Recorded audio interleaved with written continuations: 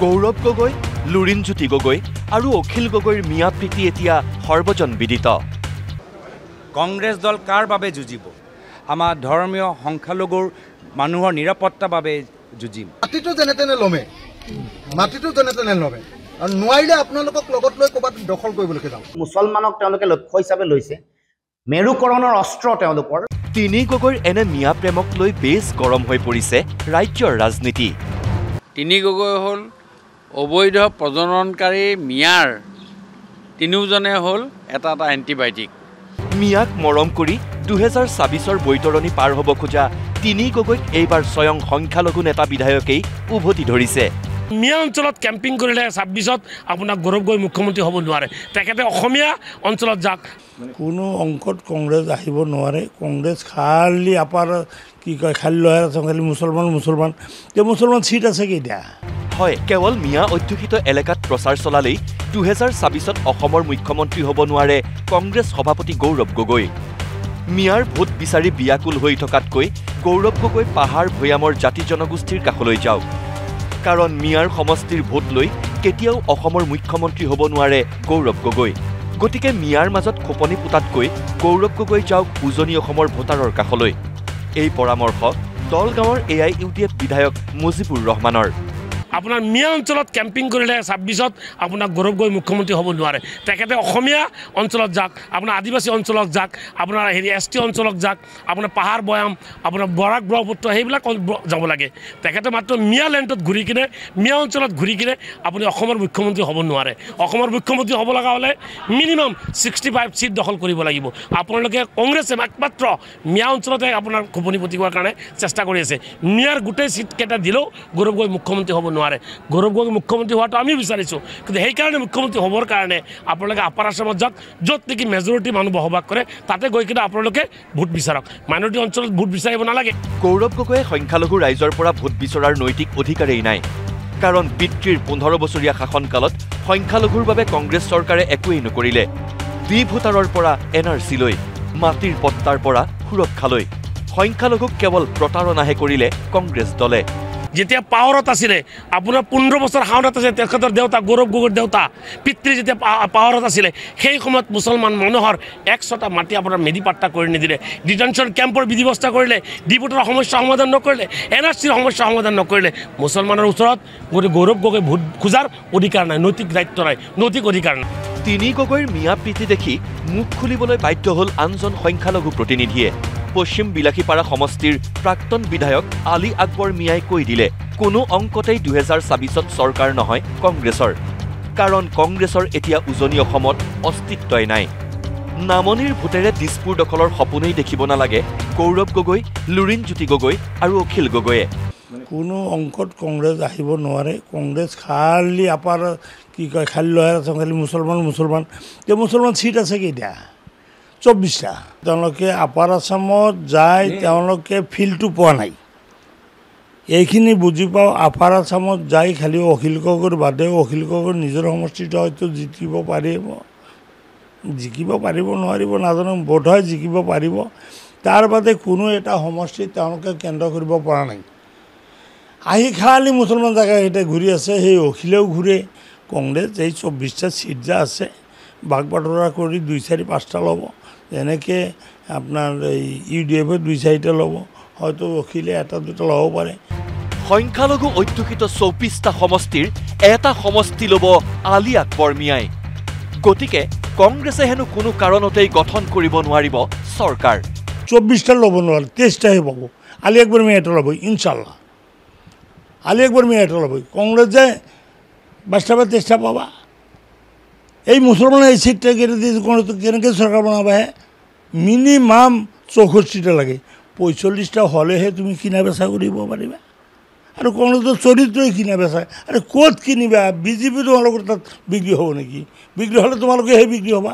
সংখ্যালঘু নেতা বিধায়কৰ এনে আক্ৰমণৰ পিছতেই তিনি গগৈক নতুন নামেৰে নামকৰণ কৰিলে শাসকীয় পক্ষই।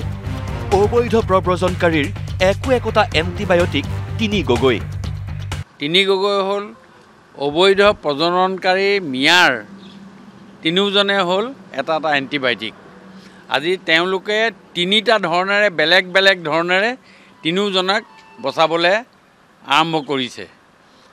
মিয়াক বচাবলৈ তেওঁলোকৰ যিটো গতি তিনিটাই বেলেগ বেলেগ।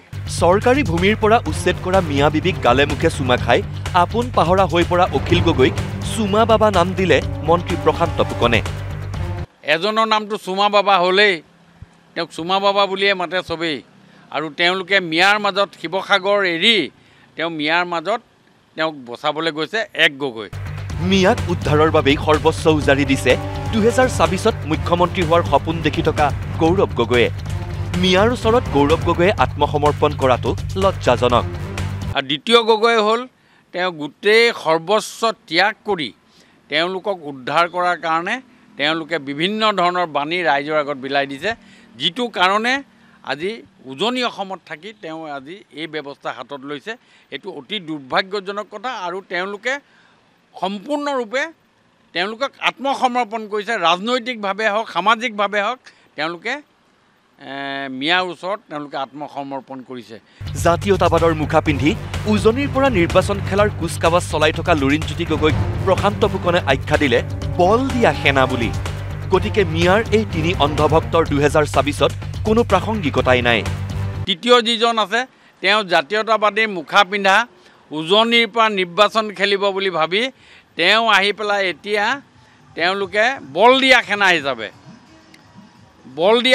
হিচাপে দুইজন গগৈৰ লগত লগ খাইছে যে বল দিয়া সেনা, নেপোলিয়ন বোনাপাৰ্টক যে বল দিয়া সেনা, এই সেনা হিচাপে তেওঁ আহি পেলাই তাত গৈ পেলাই তেওঁলোকে কৰিব খুজিছে যে মিয়াক সহায় কৰিব লাগে, মিয়াক উদ্ধাৰ কৰিব লাগে। তিনি গগৈ আছে, এই তিনি গগৈ প্ৰাসংগিকতা আজিৰ ডেটত এই তিনি গগৈয়ে সম্পূৰ্ণৰূপে তেওঁলোকে নিজে বশ্যতা স্বীকাৰ কৰিছে, তেওঁলোকে আত্মসমৰ্পণ কৰিছে। অবৈধ মিয়াক উদ্ধাৰ কৰিবৰ কাৰণে সমগ্ৰ অসমত উঠি পৰি লাগিছে। খিলঞ্জীয়া জাতিসত্তাৰ লগত সম্পৰ্ক ছেদ হৈ গৈছে কংগ্ৰেছ দলৰ। মিয়াক তৈলমৰ্দন কৰোঁতে কৰোঁতে গৌৰৱ গগৈ, লুৰিণজ্যোতি গগৈ আৰু অখিল গগৈয়ে পাহৰি থাকিলে নিজৰ জাতিটোৰ কথা। কংগ্ৰেছৰ লগত মিলি এই তিনিজনে জাতিটোকেই বিক্ৰী কৰিব বুলি তাৎপৰ্যপূৰ্ণ মন্তব্য বিজেপি বিধায়ক চক্ৰধৰ গগৈৰ। যি মানুহৰ মন মগজুত আত্মাত জাতীয়তাবোধৰ প্ৰকৃত ভাৱনা নাথাকে তেনেকুৱা মানুহে এইবিলাক ভোটৰ কাৰণে কৰি থাকিব পাৰে। আমাৰ খিলঞ্জীয়া জাতি হত্যাৰ লগত কংগ্ৰেছৰ মৰম আৰু সম্পৰ্ক ইতিমধ্যে ছেদ হৈ গৈছে, কাৰণ আমাৰ জাতি হত্যাটো খিলঞ্জীয়া মানুহখিনি তেওঁলোকে ইতিমধ্যে বেয়া পাবলৈ আৰম্ভ কৰিছে।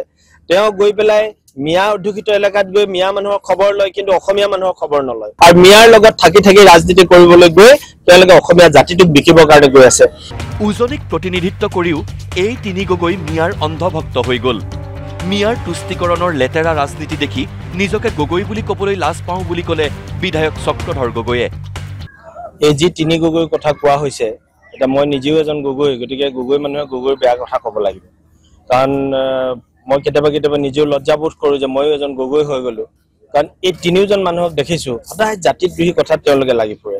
পুৱাৰ পৰা গধূলিলৈকে মিয়াক কেনেকৈ সন্তুষ্ট কৰিব পাৰি, খিলঞ্জীয়াৰ বিপৰীতে খিলঞ্জীয়া যিবিলাক আমাৰ জাতি জনগোষ্ঠী আছে এইসকল মানুহৰ বিপৰীতে মিয়াক সন্তুষ্ট কৰিবৰ কাৰণে তেওঁলোকে পুৱাৰ পৰা গধূলিলৈকে লাগি থাকে। লুৰিণজ্যোতি গগৈ মিছা কথাৰ ভাণ্ডাৰ।